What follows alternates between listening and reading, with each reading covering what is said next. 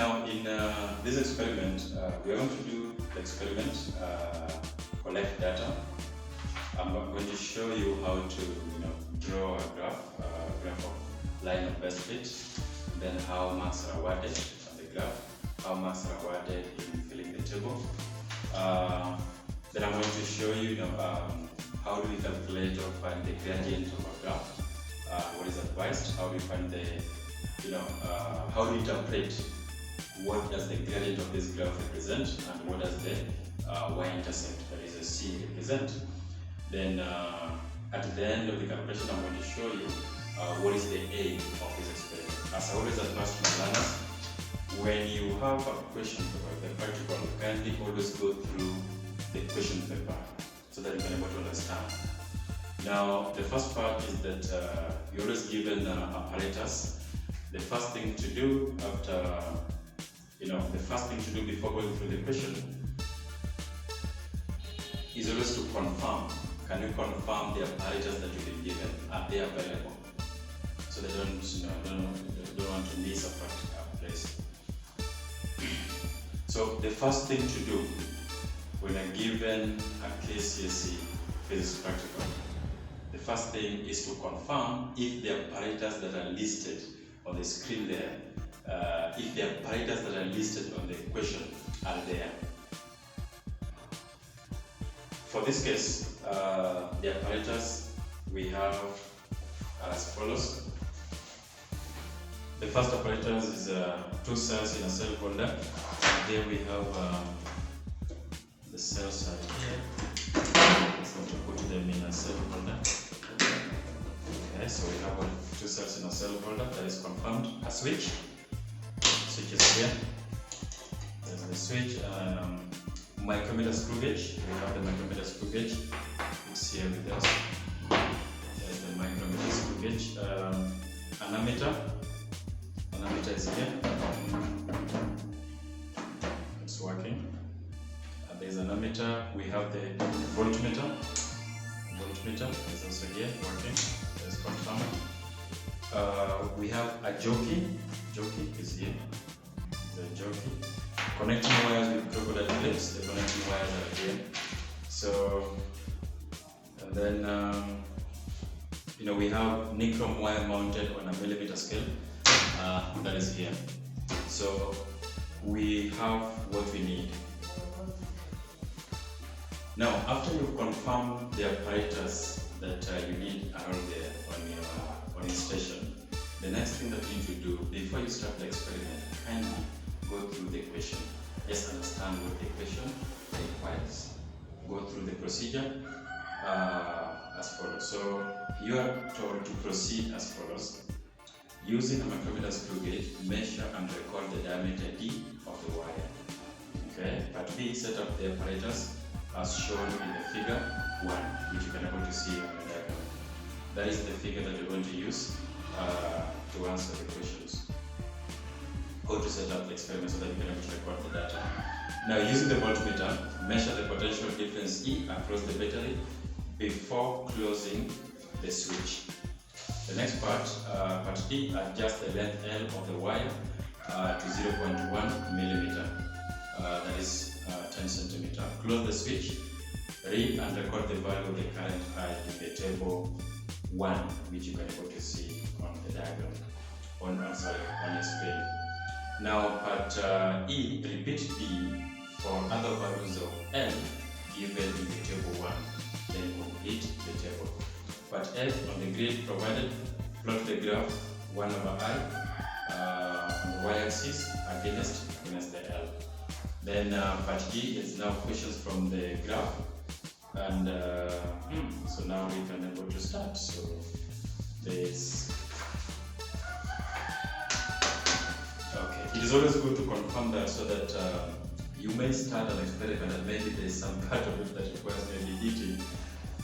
Kindly be aware. Maybe they can be part of the question that requires a lot of time. So you always just go to confirm that you are on it. So let's start with part A. So this is what we do. This is the wire. We're supposed to measure the diameter, and this is micrometer screw gauge.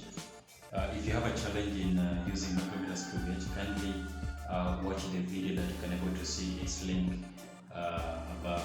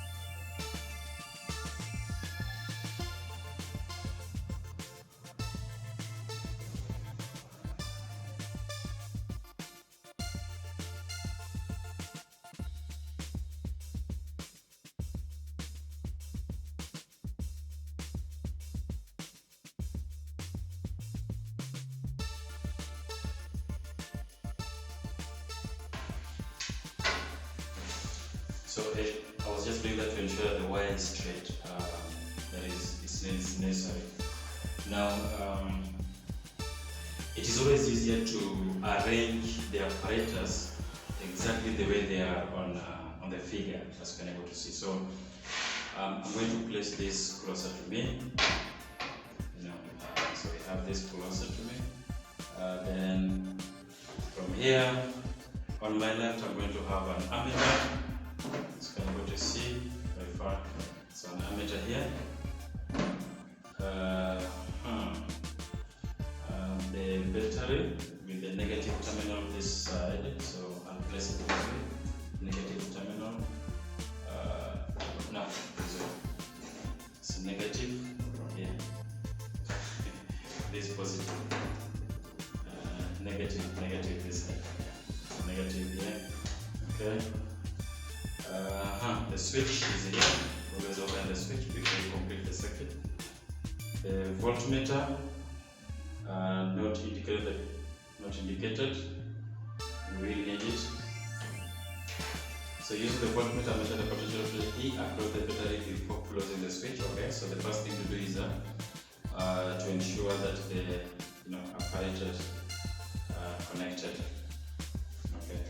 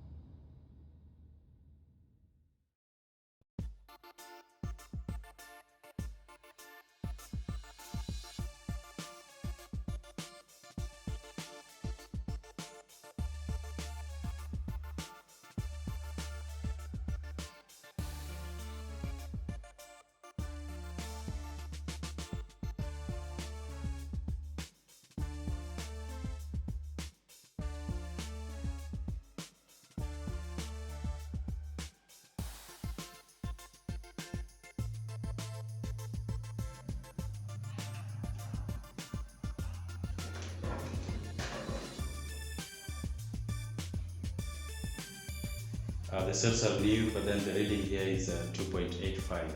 This is what we record. I know theoretically it's supposed to be 3.00.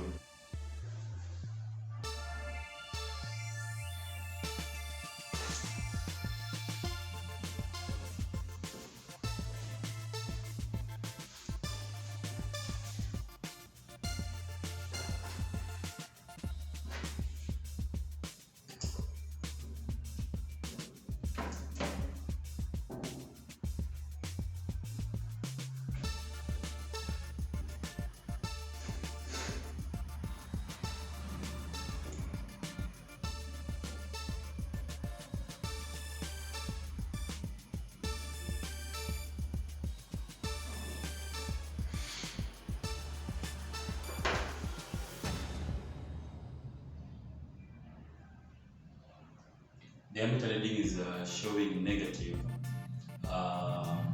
If it will show you negative, you have two options, either ignore the negative or just change the terminal.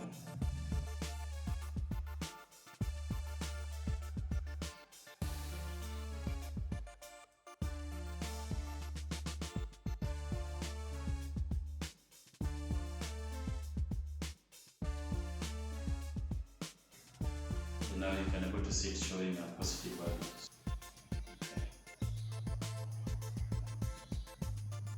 1.04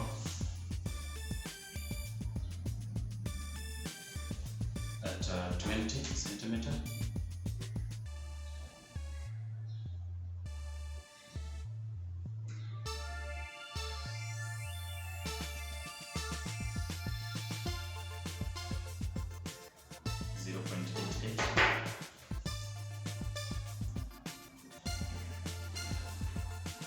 Centimeter,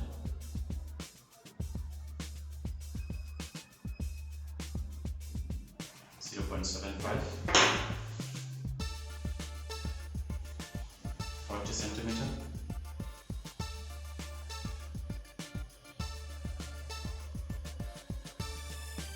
0.68, 50 centimeter,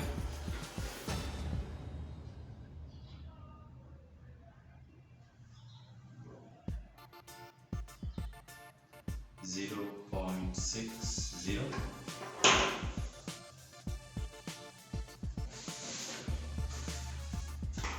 60 centimeter,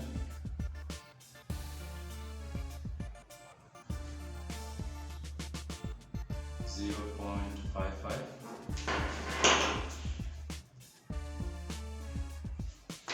70 centimeter mark,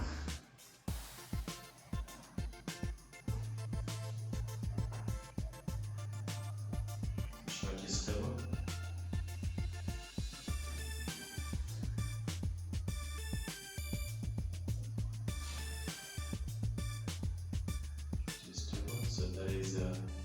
0.49. Now done with collecting data.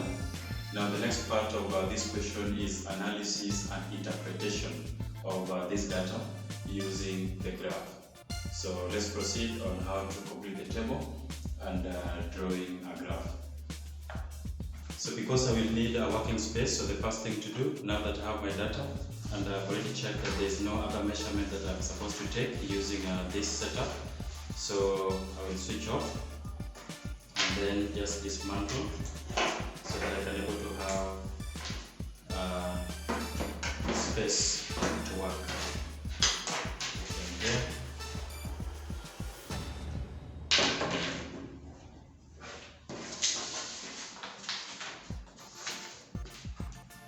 Now this data here is actually acceptable theoretically, because we know that from this formula, resistance can be given by resistivity, length over cross-sectional area. This shows that resistance is directly proportional to the length of the conductor. So as the length increases, the resistance also increases.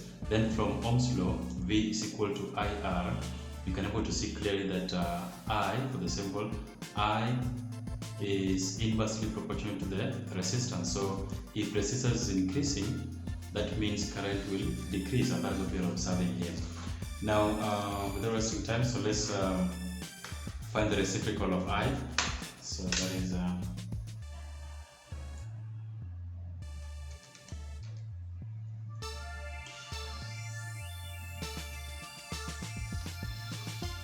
give the answer into 4 significant figures.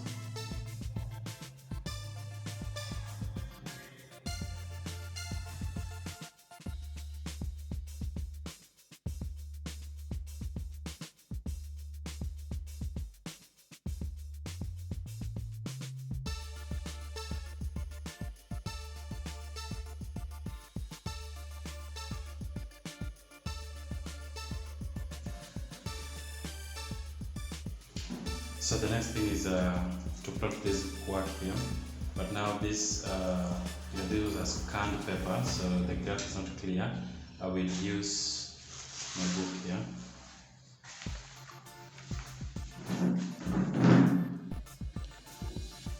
Now, I'm going to use exactly the space that we have here. So from here to here is 14 boxes. I've counted from here. I've counted from here to here. So I'm going to use this page here. Remember, we are supposed to use at least 3/4 of the page that we've been given. That is when you're plotting. Now, once again, whether to start the plotting at 0, 0 will depend on the question. And how do we know that? Look at this. From here, we are asked to find the gradient. That is okay. The next one, we are asked to find the y-intercept. Now, that means we'll have to start the plotting from the origin, because we cannot break the line if we don't know where, we don't know where the y-intercept is. So I will suggest that if you find a question like this, then start the plotting from the origin, as I'm going to do. And then the data we have been given here, this is the data that we have. You can able to see on the y-axis, the values here are up to 4 or 3 decimal places. Now, how do we know what to plot? From here to here, there are 14 boxes. That means 14, boxes here. And so we cannot be able to plot with all these decimal places. So if you look at this, there is 1. If each represents 0.1, that means that I will advise that this is what we have on the on the data. But then what are we going to plot? We will have to round off this into 1 decimal place. So here will be 1.0. This is what you know. You don't need to write it down. 1.0 is 1.1. So we're going to plot 1.1 here. We want to plot 1.3, 1.5, 1.7, 1.8, then 2.0. So this is what we're going to plot. Of course, it is an approximation of the y-axis. This side is okay. So let's begin.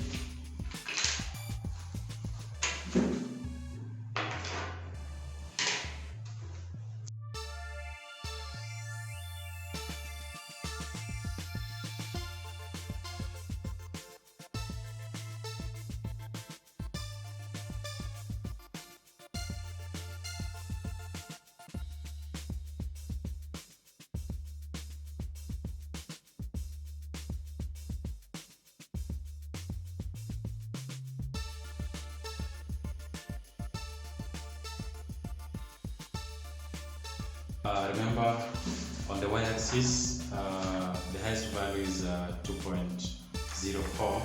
So that is why each box will now represent unit 0.2 unit.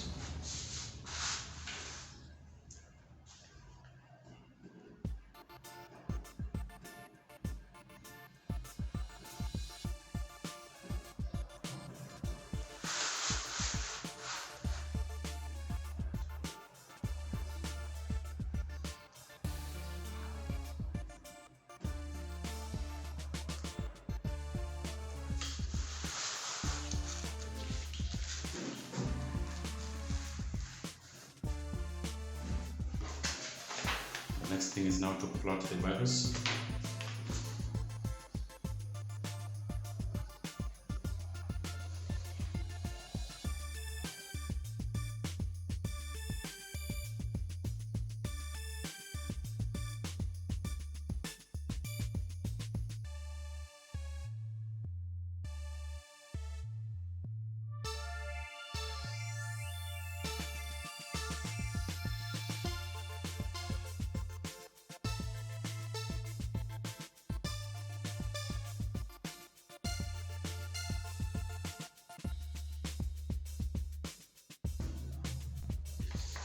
Now we have now plotted. The question is, will this graph be a curve or a straight line? The guideline, one of the hints is always given in the question here. Now look here. From the graph, determine the gradient S. When someone asks us to find the gradient, that means that is a straight line. If it was a curve, you can be asked to find the gradient at a point. or what is the value at this point here. But then when the question asks us find the gradient, that means this line should be a straight line. So we just need to draw a line of best fit. Line of best fit.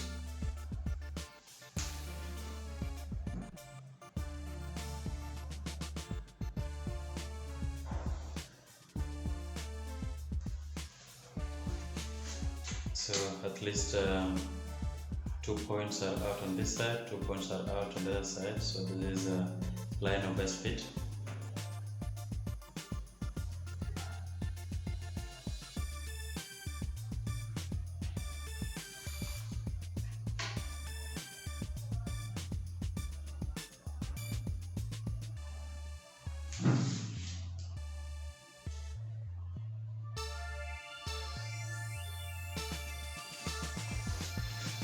Now to find the gradient, always indicate at least sure that you're using your graph.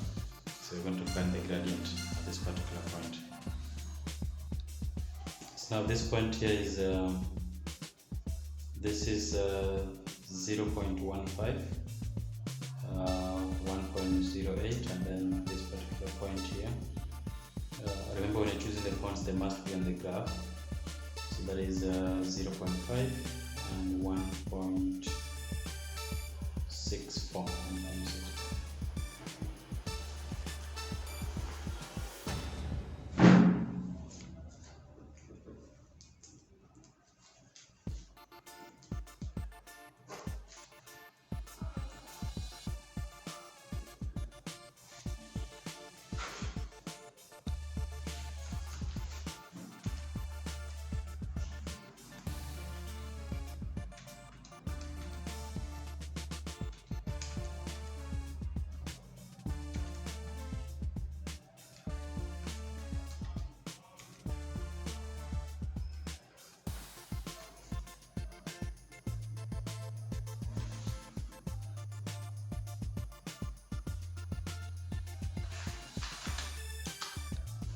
The y-intercept is 0.84 at this particular point.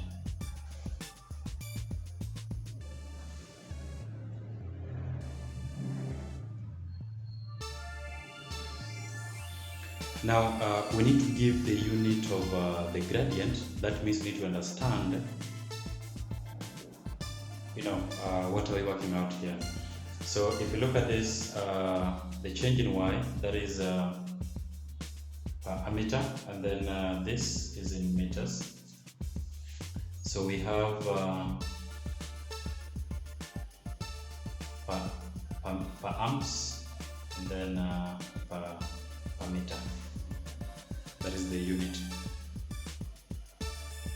Where did I get this one from? If you look at this, the y-intercept is in per amps or per amperes.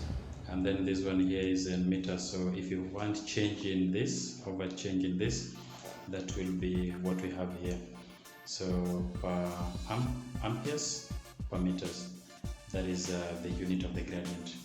And then the y-intercept, we have its unit there. So it's good to understand that. Now the next part, h, given that this, s, determine the value of k1. So from here, K1, to make K1, that's another formula. So we have K1 is given by pi d squared E, that is times S, divided by 4. Okay, so we already have D.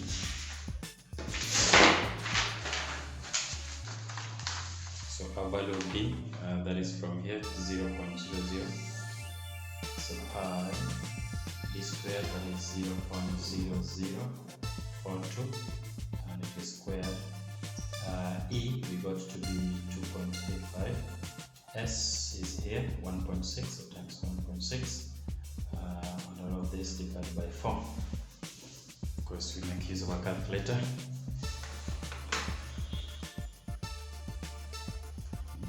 Pi is shift, this is the direct, times 0.0042 squared, and that is times 2.85 times 4, and we get our answer to be, that is 6.318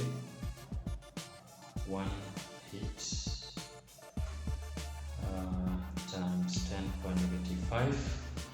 Again, we need to understand the unit here. And we can able to derive, that is the beauty of physics, we can able to derive the unit from here. Look here. E is in meters, that means we have meters squared. E, this is volts, so times both V. S, we already have here, that, over, we don't have over because this one has no unit, so in other words we have meter squared, V over A over M, so M equals to 1 here, so we're able to have that is V meters per amperes. But then if you realize, you can actually realize, you can play around with this can be like V over meter. It is voltage over current, which gives us resistance, that is ohm, so this is actually ohm meter. But you can be awarded if you can just use this, and then you simplify this and then you give it, that will be awarded. But then I've realized, this is actually it's actually K1 is the resistivity of this wire that I was using. You can able to see that is a unit of resistivity. Now K2, that is E times C. E is 2.85 times 6 is 0.84.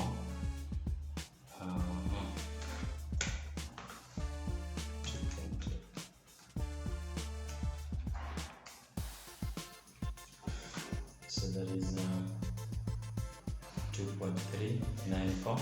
Again, the unit. This is volts. C, the y-intercept, that is amps. So this is the same as volts over amps, and that is ohm. So it means this is the resistance of the wire, 2.394 ohms. And that is how to interpret, do the questions. Our values may not be correct.